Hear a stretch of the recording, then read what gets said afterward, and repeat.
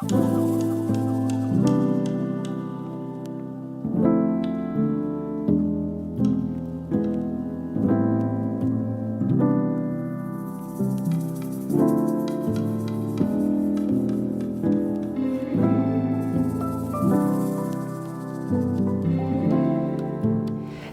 our special guest will be Jason.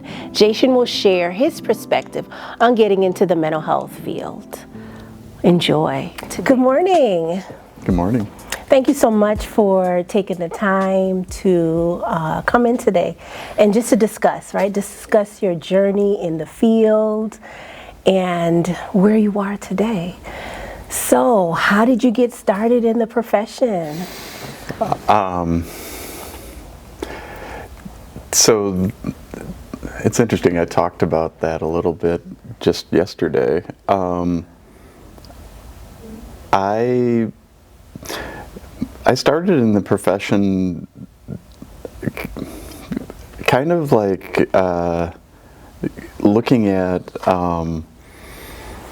well, I didn't actually start out in the counseling profession. I found my way here. Originally, I was interested in architecture. Okay. And I think pretty early on, I found myself really interested in how people think about things, and particularly people in my personal life, right? Like my family of origin, and just like noticing things that people say and the stories that they tell about their lives, and how those stories can shape how we feel about things. Not knowing anything about cognitive behavioral therapy or anything like that, looking at it more like almost philosophically. Okay. And and just sort of wondering, like, I kind of like doing that work, and so what's out there for me to do that work? And so that's how short answer, how I came across counseling. Wow. So since, how long have you been in the profession? So I've been in the profession for 25 years. Ooh, that's a long time. So within the last 25 years, have you noticed any shift, any change within the profession? If you have, what are some that, like, oh my God?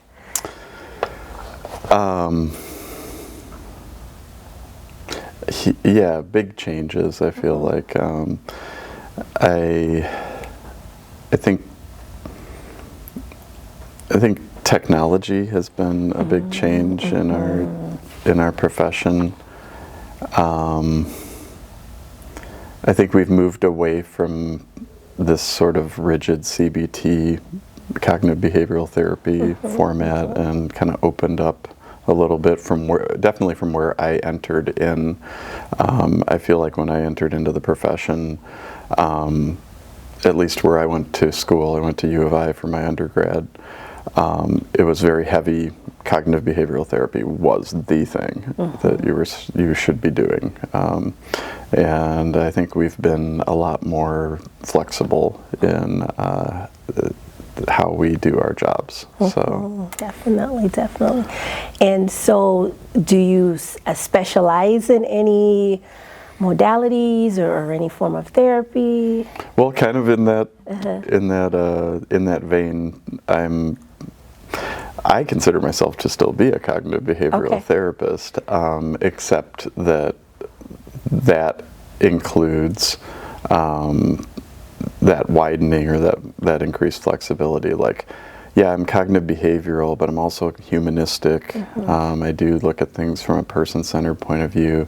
I think my approach would fall under more of an acceptance and commitment therapy framework, but I consider that to be cognitive behavioral. Okay. So I just think that modern cognitive behavioral therapy is not so much concerned with how we think about things, but rather how we relate to how we think about things, if that makes any sense. So like, it's, if you have this thought,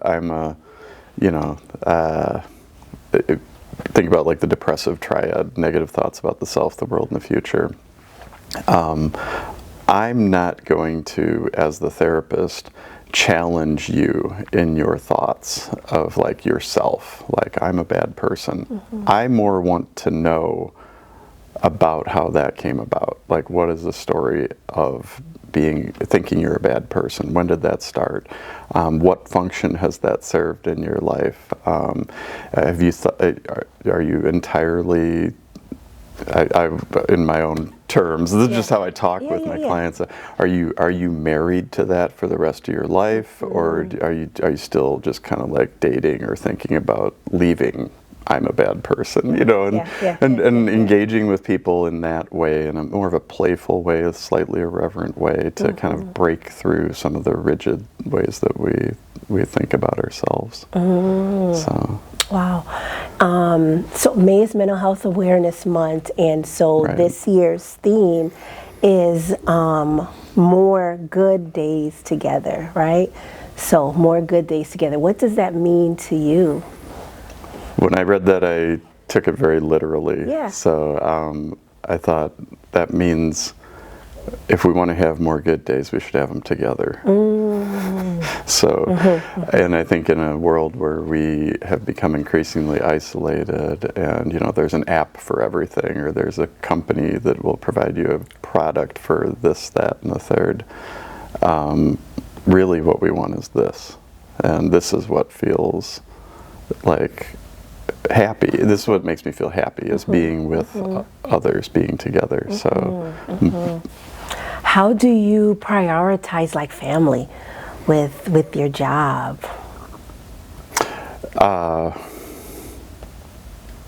Well, I mean, just the way my day is scheduled, it just kind of happens that way. I first, you know, I'm like typical therapist. I start work in the late morning, early afternoon. So my mornings are spent. How lucky!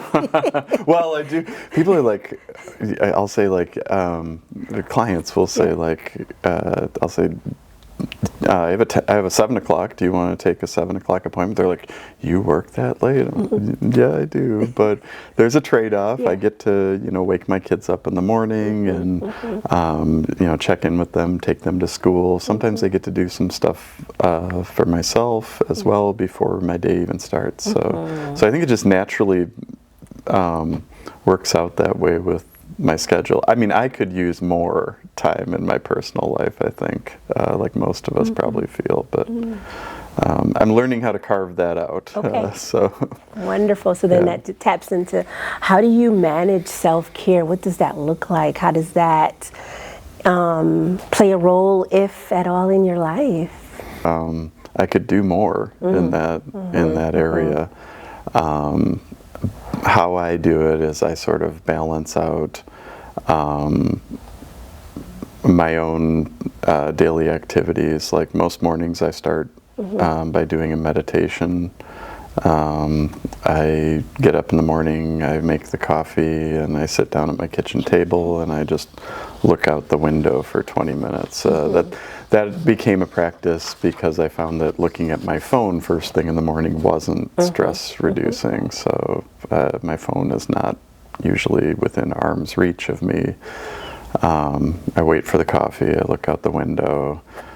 Sometimes my cat joins me, and so that I do that for 20 minutes, and usually read something inspirational, and then it's time. Then it's full catastrophe living. I gotta wake the kids up. I gotta, you know, like, but I find I'm a little bit more even keeled if I've done that stuff first. So exercise is super important to me.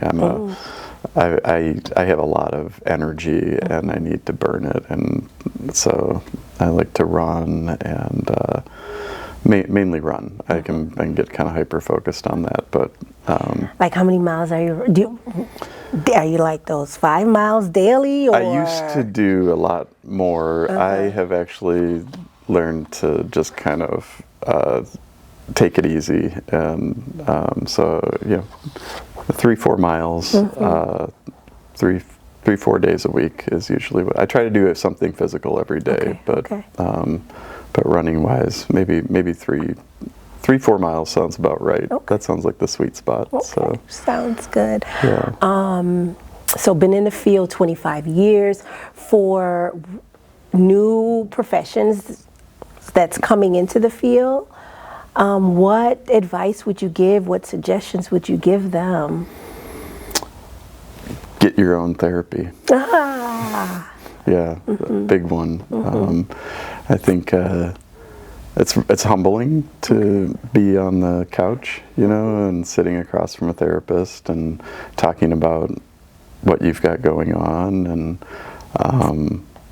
yeah, it's like that's super important. I think we've gotten better about that as a profession, but I think therapists should experience a good deal of counseling, maybe not constant for their entire career, but I've gone in and out myself, but I think that's really helpful, so that'd be the biggest suggestion. Okay, wonderful. Thank you for sharing that. When I say cherish your mental health, what comes to mind? Well, the word cherish to me implies not only love but protection. So I think that it's like being able to really give yourself the opportunity to protect that, your own mental health, your own stability, and yeah. With that protection and the stability, when clients come in, when patient comes in, and you have that connection with them, right? And you walk them through a particular phase or stage of life, right? What does that do for you when you see the growth on the other end? I mean, it's what I think. It's one of the things that keeps me doing this job, because it feels like I'm doing work that matters and is real. Yeah. So I think seeing those results is motivating. Makes me feel good. That I did actually help someone. So yeah, I think it's important to notice those moments. A lot of times we don't. A lot of times, I think, I just speak for myself, a lot of times I don't see it. Yeah. And then somebody will tell me, I'll be like, oh yeah, that's right, that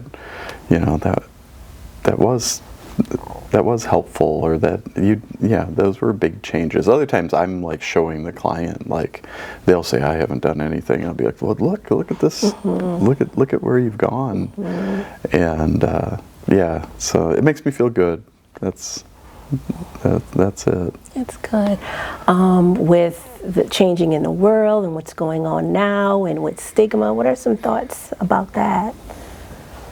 I think I try to be curious about what another person's life experience is. I try to shift to that. Maybe sometimes I, not mindfully, mindlessly, I might go into a session and think I know what the client's been through, and I try to pick up on little clues that I'm not being curious, and sometimes it's just like the rapport you have with your client, like they'll shift in their seat, or they might look down, or they might kind of shut off something they were telling me.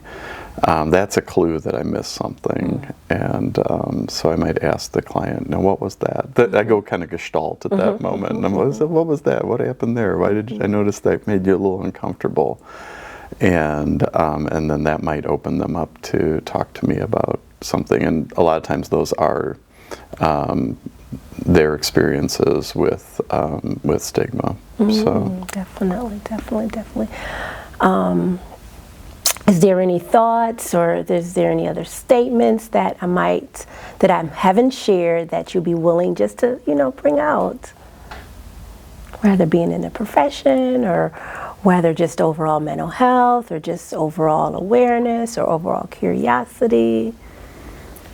I think walking the walk is really helpful. So like sometimes I think we can get caught up in like projecting stuff that we find in ourselves. This kind of gets me into this countertransference thing, and that the idea that like I've got my own stuff that I'm bringing into session too, and so like that's why I think therapy is important, because I think that we, you know, I say liberate by examining and analyzing. So that starts with us. Yes, and so so yeah, when I'm thinking about like advice to give therapists, I think a big one would be like, keep up with yourself, like know why you do what you do, know where your blind spots are, own them, and kind of, I mean, it's hard to throw away shame, but just acknowledge it. Like it's there. This is limiting. You know, these blind spots I have are limiting, but I at least know they're here, and then kind of meet the client where they're at.